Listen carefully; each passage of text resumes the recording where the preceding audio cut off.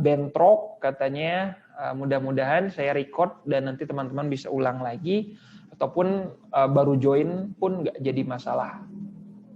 Oke, sambil saya ingatkan kembali bagi yang belum menyalakan kamera, boleh menyalakan kameranya, gitu ya.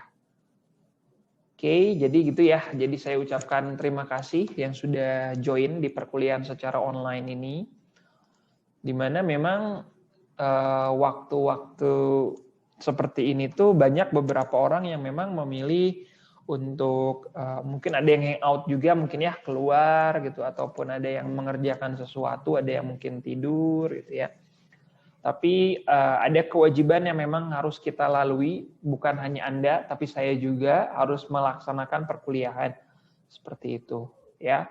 Walaupun konsekuensi perkuliahan saya kan sebenarnya saya kombinasi juga, nggak secara live lah semua, ada yang recording juga gitu ya.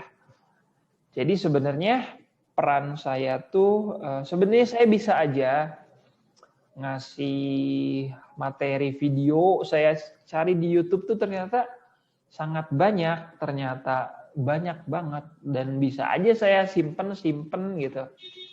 Tapi yang jadi urgensi adalah ini udah jadi apa ya, amatan sederhana saya kan juga ngasih recording, saya juga kasih ke YouTube tuh. Saya lihat di statistik YouTube saya tuh rata-rata menonton kelihatan, kemudian yang views juga cuman ada puluhan gitu. Asumsi saya gini, kalau yang puluhan dan juga saya tidak membuat publik video saya tuh berarti video saya kan berarti hanya untuk teman-teman. Berarti yang nonton tuh cuma sedikit gitu. Itu dari asumsi sedikit. Artinya kalau saya kasih video recording tuh sebenarnya nggak semuanya tuh ditonton secara langsung. Maka dari itu saya mengambil asumsi bahwasanya konferensi ini tujuannya adalah untuk memastikan teman-teman menerima materi saya secara utuh dan direct dari pengajarnya, dan juga memang benar-benar teman-teman berkuliah di sini gitu ya. Oke, saya lihat di sini baru sekitar 3 orang yang menyalakan kamera, nggak sampai 10%-nya. Jadi silakan bagi yang tidak berkeberatan boleh sambil dinyalakan, di turn on kameranya. Hanya untuk memastikan bahwasanya kita berdiskusi di sini gitu. Oke, sebelum saya lupa mungkin saya buka dulu. Assalamualaikum warahmatullahi wabarakatuh.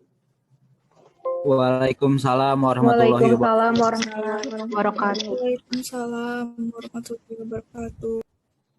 Oke. Terima kasih yang sudah join di perkuliahan kali ini, di mana biasanya secara rata-rata sih berada di kisaran 40-an. Kalau di total sih kayaknya di atas 50 ya, 2 kelas, tapi biasanya ya segini. Dan ini kalau saya lihat secara kecenderungan ini kecenderungannya sama, artinya ya online segini. Saya lihat viewers di YouTube saya juga segitu gitu ya. Artinya inilah perkuliahan online gitu ya. Welcome to the online class gitu. Yang mana ya itulah saya punya asumsi sebenarnya kalau nggak secara live seperti ini ya kemungkinan besar diabaikan seperti itu. Makanya ada pola-pola di mana saya harus ikut mengantarkan teman-teman. Kalau bahasa sederhananya ya nyuapin gitu. Nyuapin karena ya teman-teman di usia-usia teman-teman saat ini di tengah-tengah gempuran globalisasi dan teknologi memang banyak alternatif yang mungkin bisa teman-teman lakukan. Rekan-rekan di usia teman-teman seperti ini tuh mempunyai preferable activities-nya masing-masing gitu ya. Misalkan contoh dibandingkan harus kuliah syariah, mendingan misalkan misalkan belajar tentang misalkan keuangan, atau misalkan belajar tentang misalkan bagaimana main games online gitu. Saya nggak bilang buruk ya, tapi mungkin itu preferable teman-teman gitu ya. Saya punya preferable masing-masing. Jadi ada kalanya saya harus mengantarkan teman-teman. Saya juga ngobrol di awal ini juga untuk sekedar membuka suasana, dan mungkin perkuliahan saya kali ini mungkin ya satu sesi mungkin ya, kalaupun lebih dari satu sesi, paling satu sesi lebih sedikit, paling nggak patokannya sampai asar, karena materi saya untuk materi kali ini nggak apa ya, karena kan sama kayak minggu sebelumnya ya, mudorobah, jadi saya hanya sekedar ngasih secara konseptual dulu dan case sebenarnya untuk pertemuan kali ini, dan minggu depan pembahasan kasus. Tidak lupa saya ingatkan bagi yang mungkin belum absen yang di kelas siang silakan absen. Bagi yang kelas sore jangan sampai lupa untuk absen nanti di jamnya gitu. Oke. Sekali lagi saya ingatkan teman-teman yang tidak berkeberatan silahkan boleh menyalakan kameranya. Karena nanti saya ingin membuka pola-pola discussions gitu ya. Discuss dengan teman-teman mengenai konsep-konsep syariah. Karena nggak sedikit juga yang ketika memang saya panggil tuh memang tidak ada teman-teman di sana seperti itu. Oke, sudah ada 40 orang dan saya tidak tahu ini akan bertambah lagi atau tidak.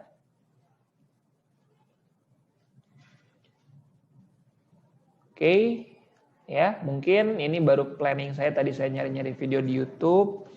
Mungkin nanti planning saya sedikit penjelasan dan juga ada sedikit bukan case ya, applicable tentang pembahasan yang akan kita bahas kali ini gitu ya. Jadi polanya ya dibawa nonton bareng gitu ya dengan saya sendiri. Karena ya tadi kalau misalkan sendiri-sendiri belum tentu sebenarnya diffuse oleh teman-teman gitu ya. Oke, kalau tidak ada lagi yang hadir mungkin sini 40 orang.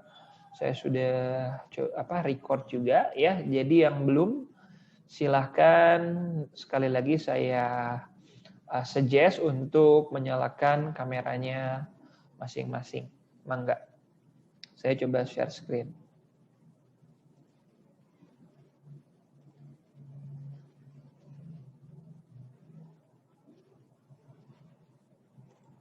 Oke, sudah bisa melihat layar saya? Bisa, Pak. Bisa, Pak. Bisa, Pak. Oke, terima kasih gitu ya yang sudah kooperatif di perkuliahan kali ini, standby, duduk gitu ya, nggak tiduran gitu ya, karena kalau tiduran mungkin akan tertidur gitu ya. Jadi tetap kooperatif, stay tune, dan bagi yang sudah menyalakan kameranya saya ucapkan terima kasih. Bagi yang belum saya suggest untuk menyalakan kameranya. Oke, di sini kita akan bahas mengenai satu kajian di akad musyarakah, di mana ini kelanjutan dari akad mudorobah ya. Kalau di perbedaan mendasarnya, sebenarnya kalau teman-teman membahas secara nama satu-satu mungkin bisa jadi lupa sebenarnya. Bisa jadi lupa. Tapi kalau teman-teman bahasnya mulai dari kontennya, isinya, definisinya, mungkin akan lebih paham. Tapi kalau teman-teman baca dulu judulnya musyarakah apa, mudorobah apa, murabahah apa, ya pasti bisa jadi kemungkinan besar lupa. Tapi kalau teman-teman baca kontennya dulu, mungkin bisa jadi peluang ingatnya jauh lebih besar. Nah, di musyarakah ini adalah kelanjutan dari mudorobah, di mana perbedaan mendasar dari mudorobah, kalau mudorobah kemarin polanya adalah bagi hasil, di mana dua pihak ya, satunya memiliki dana ya, satu memiliki dana, satu nggak memiliki dana, satu memiliki skills ataupun pengelolanya, soibul mal dan juga mudorib ya, dua. Kalau syirkah mempunyai karakteristiknya bisa lebih dari dua orang ikut terjun di akad syirkah ini. Saya sederhanakan saja, di mana akad syirkah ini adalah akad kerjasama, ya. Mungkin dalam kehidupan sehari-hari juga kita sudah melaksanakan syirkah sebenarnya, ya, satu dengan yang lainnya, gitu ya. Artinya rembugan, misalkan si A, si B, si C, dan si D ikut serta modal 50 juta, misalkan. Jadi 200 juta, tuh kan. Di mana 200 juta ini dipakai misalkan buat usaha steam mobil misalkan. Atau misalkan dengan cara bisa juga misalkan si A, si B, si C, ada yang nyumbang kursi, ada yang nyumbang meja, ada yang nyumbang gerobak, ada yang nyumbang bahan baku, ya, ada yang nyumbang uang tunai, bikinlah usaha bakso keliling misalkan, atau bikin usaha bakso dine in di tempat dengan konsep misalkan modern konsep gitu ya. Nah itu yang sebenarnya konsep musyarakah ini atau dalam bahasa hadisnya tuh adalah syirkah gitu ya, bahasanya adalah syirkah ya. Di sini syirkah di mana sebenarnya mudorobah sendiri itu adalah the part of musyarakah sebenarnya. Bagian juga dari yang namanya musyarakah sebenarnya mudorobah ini, pengembangan kembali. Jadi intinya setelah UTS ini pembahasan kita adalah di mana semua pihak ini kerjasama gitu. Satu dengan yang lainnya tuh kerjasama, baik antara individu dengan individu, ataupun seperti yang jadi pembahasan kita adalah LKS dengan para individual yang memang terlibat di sana. Karena memang kalau kaitannya dengan akuntansi syariah, paling tidak itu ada di LKS, Lembaga Keuangan Syariah. Ya, karena kalau per individu, misalkan si Fulan A dengan Fulan B, misalkan, kemungkinan besar pencatatan akuntansinya mungkin nggak perlu dicatat mungkin ya. Karena mungkin kepercayaan ataupun ketidakpahaman mereka tentang akuntansi syariah. Tapi kalau misalkan itu dengan LKS pastinya perlu melakukan pencatatan akuntansi dengan prinsip PSAK syariah. Karena yang namanya PSAK laporan keuangan di LKS itu wajib hukumnya disajikan, mana para pengguna laporan keuangan tersebut itu perlu atas laporan keuangan tersebut. Ya, gambarannya. Sampai saat ini bisa mendengar suara saya, masih bisa diikuti? Bisa, Pak. Bisa, Pak. Oke, terima kasih karena teman-teman saya lihat di sini mayoritas tidak menyalakan kameranya, walaupun saya udah bilang juga gitu ya. Ya bebaslah, tapi kalau bisa membuka kameranya jauh lebih baik. Ya, jadi saya harus memastikan. Jadi gitu ya, misalkan dengan asumsinya adalah si Bapak A dengan Bapak A, sini aja langsung lah. Jadi skema musyarakah itu artinya ada dua pihak atau lebih ya, di mana misalkan ada istilahnya mitra pasif, ada mitra aktif. Kalau mitra pasif itu misalkan pihak yang berserikat, pihak yang berkongsi itu ada pihak yang mana dia cuma ngasih modal doang, baik modal cash ataupun modal aset. Itu pasif. Tapi kalau misalkan aktif, berarti jelas bahasanya aktif, berarti dia turun serta dalam usaha misalkan membangun, dalam hal ini membangun apartemen, misalkan membangun rumah, dia ikut aktif di sana. Ya, jadi bisa dibedakan ya, mana yang pasif, mana yang aktif. Dalam hal ini yang biasanya pasif itu adalah LKS. Karena biasanya LKS itu sebenarnya cuma ngasih dana gitu. Jadi lebih mirip-mirip jadi kayak mudorobah sebenarnya. Tapi perbedaannya kalau mudorobah dana 100% dari yang namanya LKS. Tapi kalau musyarakah ini semuanya ikut kontribusi, entah itu aset, entah itu dana, entah itu skill dan lain sebagainya. Tapi ada yang aktif, ada yang pasif gitu. Itu yang teman-teman harus bedakan. Ya. Di mana kalau mitra aktif ini kewajiban melakukan pembukuan. Kenapa pembukuan? Karena yang namanya usaha pasti ingin profit ya. Cari untung. Untung dapat dari mana? Dari operasional ya. Operasional dari mana? Ya pasti harus jelas ada pencatatan yang dilakukan.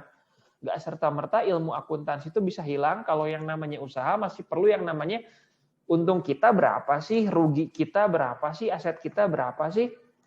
Kalau nggak ada ilmu akuntansi, ya tentunya hal-hal tersebut tidak akan muncul. Usaha yang terjadi dalam usaha pembangunan rumah ataupun apartemen di sini di mana nantinya dapat usaha labanya sih sebenarnya 100 juta ataupun laba ruginya 50 juta, itu harus dilaporkan. Dasarnya mana? Bukti transaksinya mana? Historical ke belakangnya yang mana?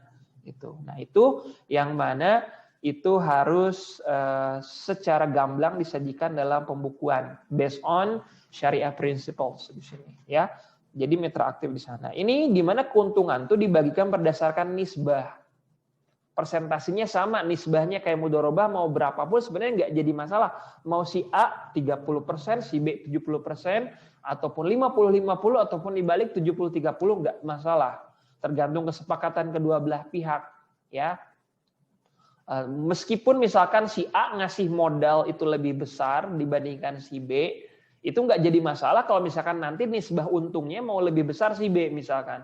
Nggak masalah sebenarnya, walaupun amun cek Sunda nama pirakue gitu ya, tahu diri gitu ya, misalkan masa sih mau gitu. Tapi sebenarnya dilihat juga dari perspektif lain, misalkan si B menjalankan usaha, misalkan nggak jadi masalah. Jadi nggak ada aturan terhadap hal tersebut.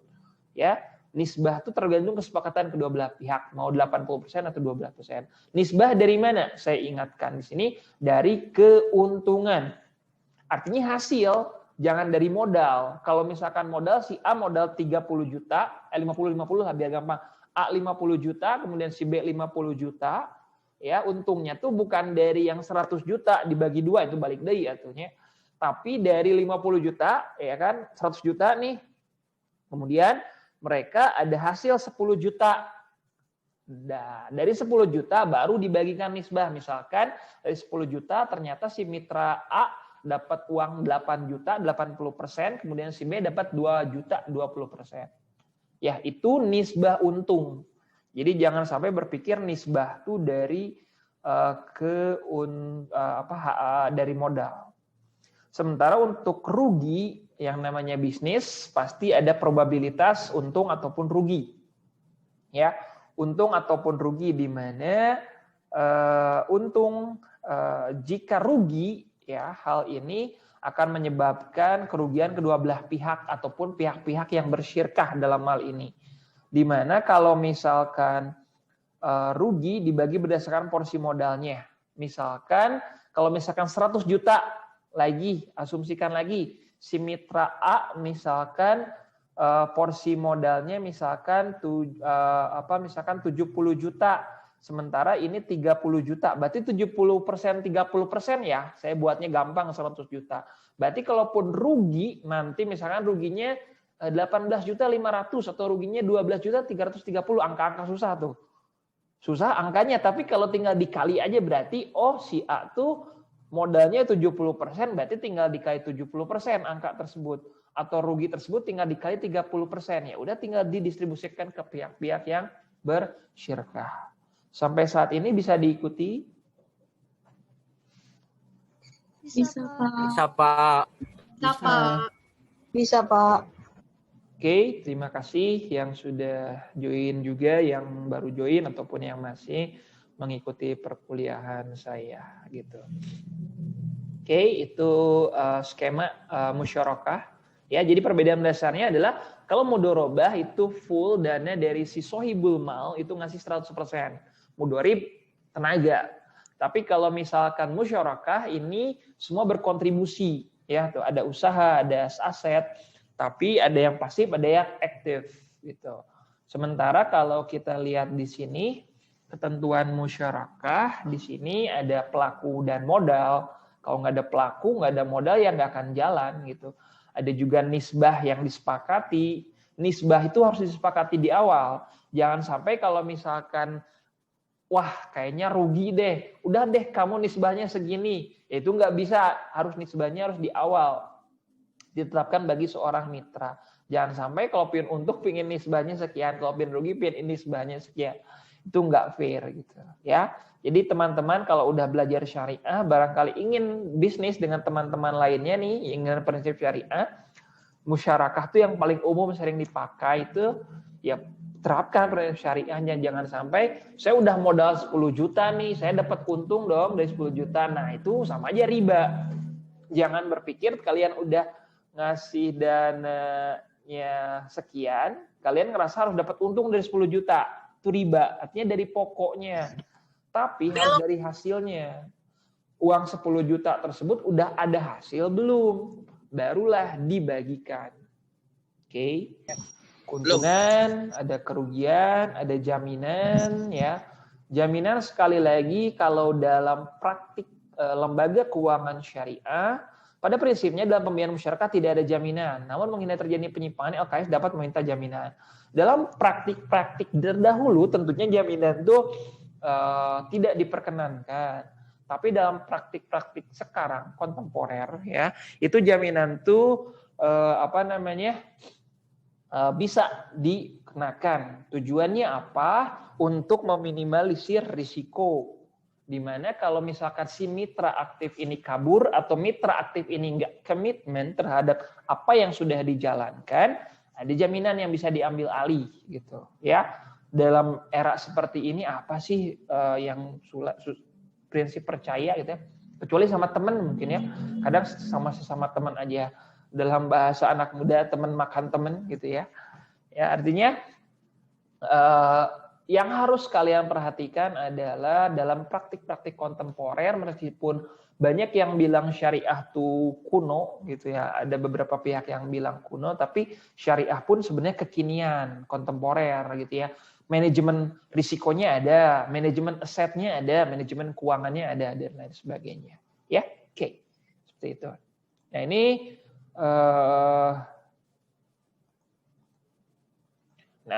sifat musyarakah di sini ada musyarakah permanen. Maksudnya musyarakah permanen asumsinya gini. Nanti ada gambar. Intinya musyarakah permanen itu bahasanya permanen tetap. Kalau misalkan bahasanya 100 juta lagi ya, saya kebetulan nggak akan membuka tools nih. Bahasanya 100 juta lagi gitu ya, biar gampang. Kalau misalkan permanen tuh berarti dia akan jumlahnya tetap hingga akhir masa akan. Misalkan dari 100 juta tuh kontribusinya 170 juta, 130 juta.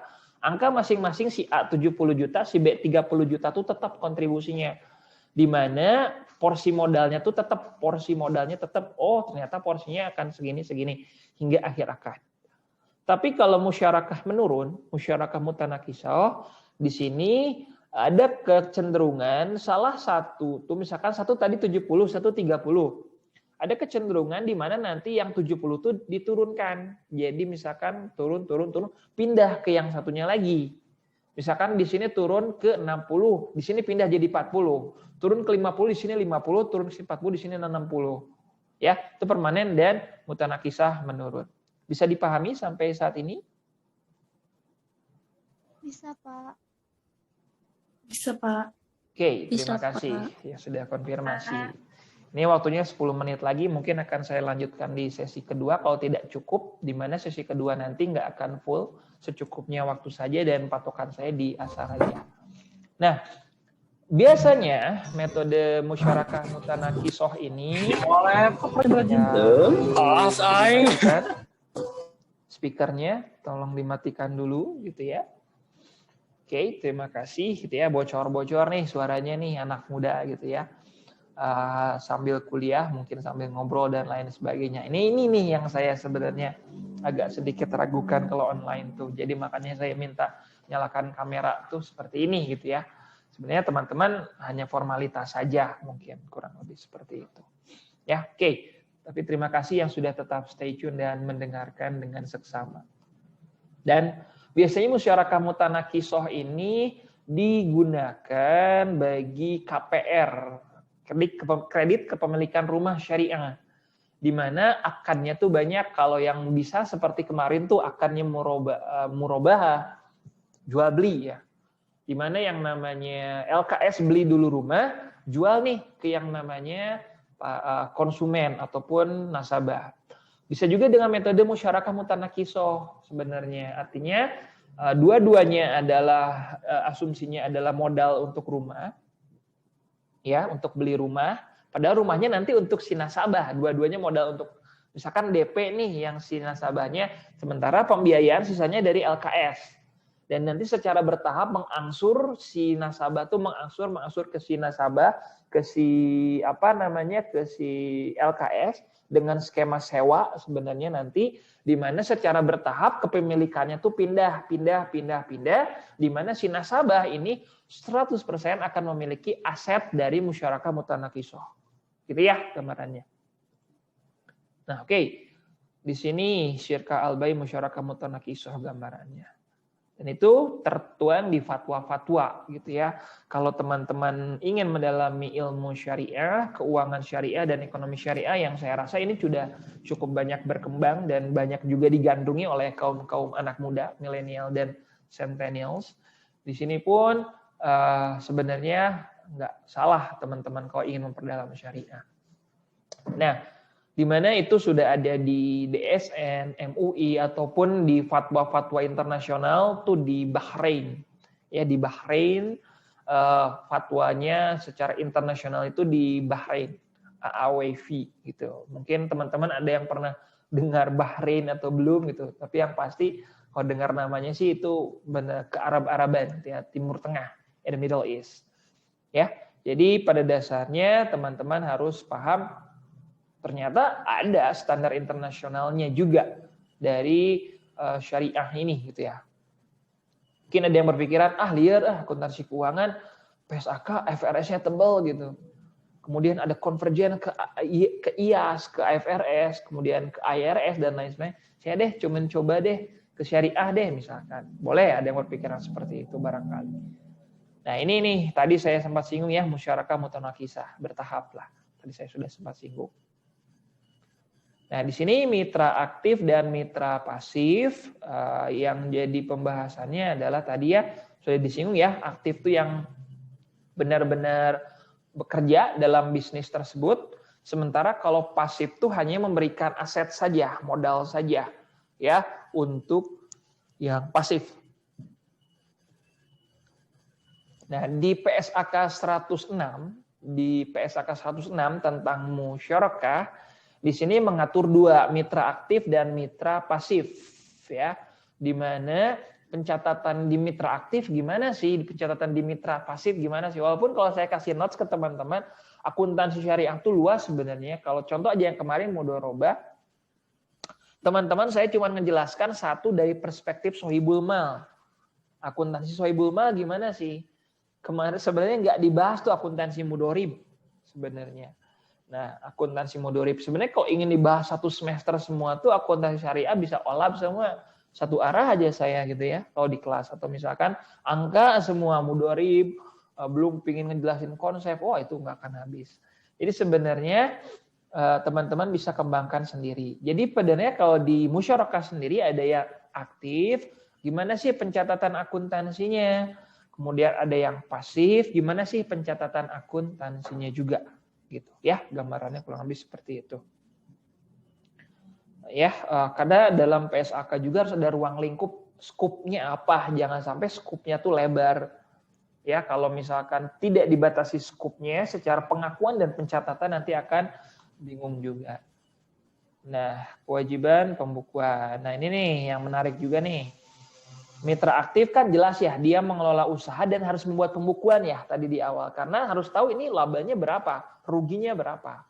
Sementara mitra pasif itu sebenarnya tidak diharuskan untuk membuat laporan keuangan apa yang mau dibuat. Karena dia cuma pasif saja gitu. Dia nggak tahu kondisi real perusahaannya.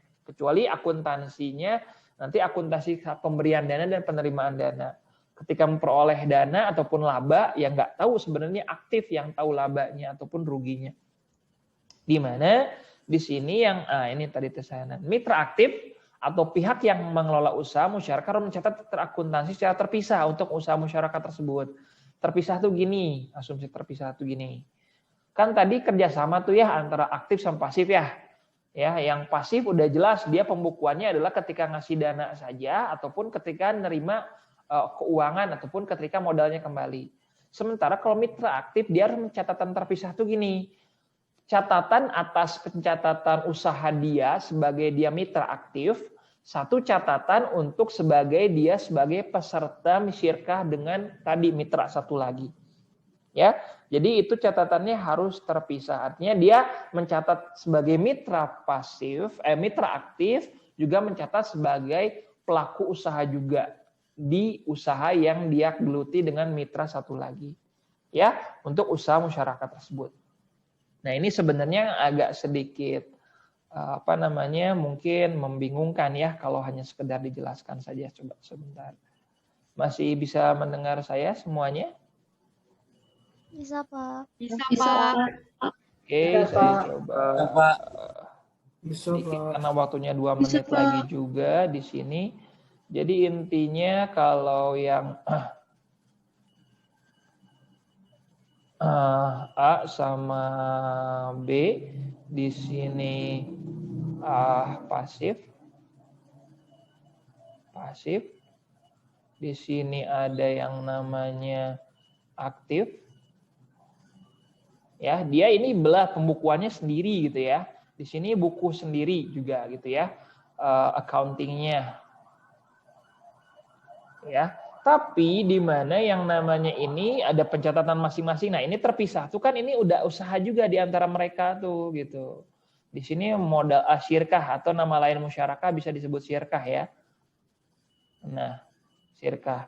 Nah, terpisah tuh artinya ininya nih, yang satu ini tuh terpisah tuh di sininya. Catatan bersamanya gitu. Kalau di sini tuh dia catatan ketika nerima dana ataupun cerita dapat untung. Nah, ini ketika kedua-duanya ini dalam usahanya sebagai pihak pengelola aktif, B ini harus mencatat juga gitu. Gambarannya kurang lebih seperti itu di ilustrasi saya gitu ya. Jadi kalau teman-teman perlu dan ingin lihat videonya, sebenarnya banyak, nanti bisa saya share juga ya kalau memang ingin melihat. Itu di syirkah. Nah, ini sementara kalau untuk investasi musyarakah bisa berupa dua hal, kas ataupun aset non kas. Di mana kalau kas itu jelas berarti uang, sementara kalau aset non kas di sini bisa berupa benda berwujud.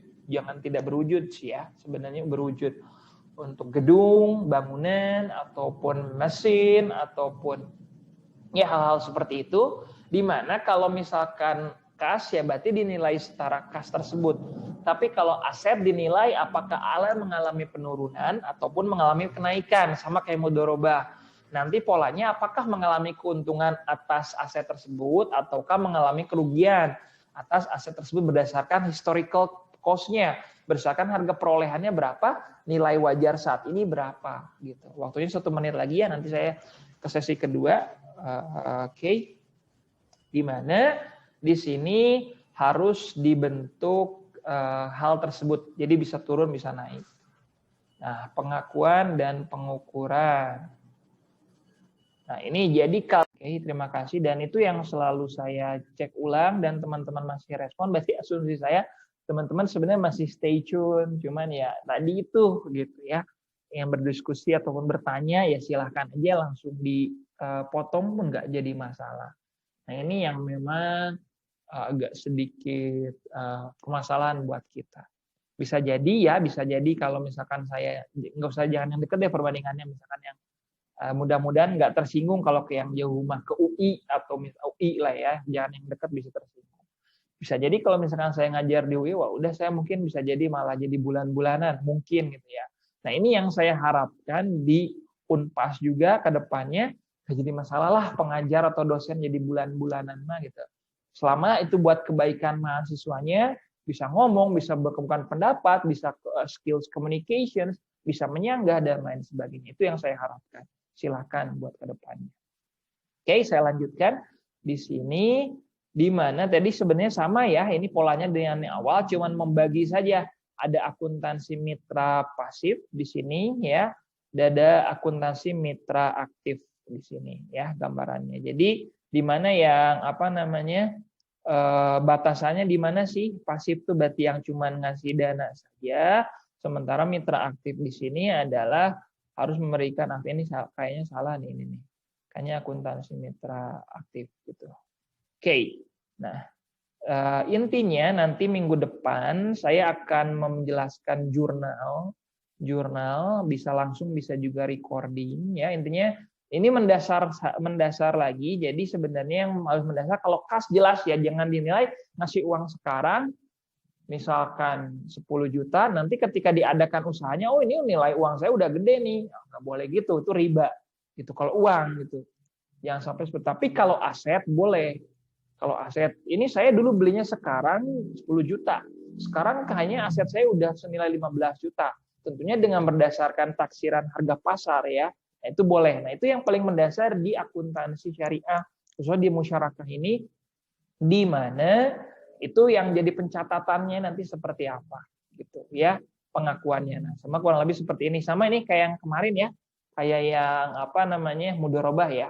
Kalau misalkan nilai tercatat ataupun harga perolehannya berapa, kalau nilai wajarnya berapa lebih tinggi ya di sini berarti apa namanya lebih besar. Nilai tercatatnya berapa, kemudian nilai wajarnya sama dengan kerugian. Sementara kalau nilai tercatatnya lebih kecil dibandingkan nilai wajar itu sama dengan keuntungan. Ya artinya kalau nilai tercatat lebih besar berarti dulu belinya misalkan 12 juta, sementara kalau dinilai lagi adalah 10 juta turun. Ya, gitu. Kalau misalkan naik, ya berarti naik, berarti keuntungan. Ya, itu ya gambarannya ya. Jangan sampai terbalik. Ya, ini kurang lebih seperti nilai tercatatnya berapa, nilai wajarnya berapa, maka jumlah modal yang diberikan berapa. Oke, mungkin saya akan berkuliah 5 menitan lagi, karena 5 menit lagi asar.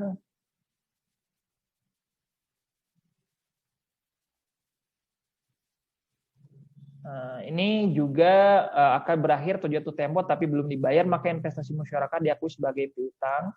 Artinya akan berakhir atau jatuh tempo tapi belum dibayar. Artinya misalkan ketika berakhir akad ini, tadi modal masing-masing, misalkan tadi 100 juta ya yang gampang, 70-30 gitu ya. Ketika akad berakhir gitu ya, yang namanya masing-masing pihak ini harus mengembalikan kembali dananya. Ke yang 70 balikan lagi 70, ke yang 30 balikan lagi 30 gitu. Ya, di samping tadi keuntungan masing-masing itu untung tiap periodenya dikembalikan. Tapi kalau misalkan apa namanya modal awal itu harus dikembalikan masing-masing. Jadi kalau misalkan pada saat jatuh tempo, akhir akad udah berakhir, ini 70-nya belum kembali nih ke LKS misalkan. Nah, itu diakui sebagai piutang. Karena itu harus dikembalikan, karena suatu dan lain hal mungkin belum bisa dikembalikan, itu diakui sebagai piutang. Itu ya gambarannya. Itu yang penting-penting juga nih dari saya. Tidak ada juga bagi hasil baru bisa dibagikan setelah usaha. Tidak ada istilah tunggakan bagi hasil. Tidak ada jadwal pembayaran bagi hasil. Ya, tidak ada istilah tunggakan bagi hasil. Artinya karena nggak selalu harus mendapatkan hasil, bisa juga tidak mendapatkan hasil ataupun rugi. Ya, mendasar pada nisbat tidak ada jadwal pembayaran bagi hasil. Artinya tidak ada jadwal tetap maksudnya. Boleh diproyeksikan tiap tanggal 1, tapi karena suatu hal nggak boleh dijadwalkan tiap ini harus dapat nih, tiap ini harus dapat, nggak boleh. Ya, jadi nggak boleh ada ketentuan seperti itu. Ini udah ke akuntansinya. Oke, saya rasa itu ini yang penting dana syirkah temporer juga. Intinya ini sudah ke jurnal, insya Allah kita akan bahas minggu depan ya. Jadi intinya kesimpulannya di akuntansi musyarakah ini adalah mitra-mitra yang bersyirkah, berkongsi, bekerja sama satu dengan yang lainnya untuk mengembangkan suatu usaha. Ada yang nanti mitra aktif, ada yang mitra pasif. Maupun nanti nama dasarnya syirkah, ada syirkahnya itu terbagi 4, ya saya lupa lagi namanya, tapi yang pasti yang dalam digunakan di LKS itu namanya syirkah inan biasanya. Ya, di mana yang namanya satu lagi itu adalah ada yang sekutu pasif, ada yang sekutu aktif.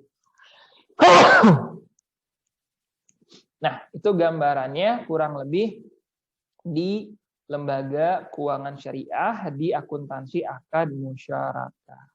Sampai saat ini masih bisa mendengarkan saya? Masih bisa, Pak. Bisa, Pak. Bisa, Pak. Masih bisa, Pak. Oke, terima kasih. Terakhir mungkin sekali lagi ada yang ingin ditanyakan? Belum, Pak. Tidak ada. Yang lain barangkali? Enggak, Pak. Tidak ada? Tidak ada. Oke, kalau tidak ada, Belum ada, saya Pak. cukupkan sekian. Ini saya nanti share juga materi-materinya di learning. Terima kasih. Jangan lupa tugas yang belum disubmit segera. Oke, terima kasih. Wassalamualaikum warahmatullahi wabarakatuh. Waalaikumsalam. Warahmatullahi wabarakatuh. Kan gak ada apa-apa. Ya, Terima kasih, sama-sama. Pak. Mangga semuanya. Terima kasih Pak. Mangga semuanya.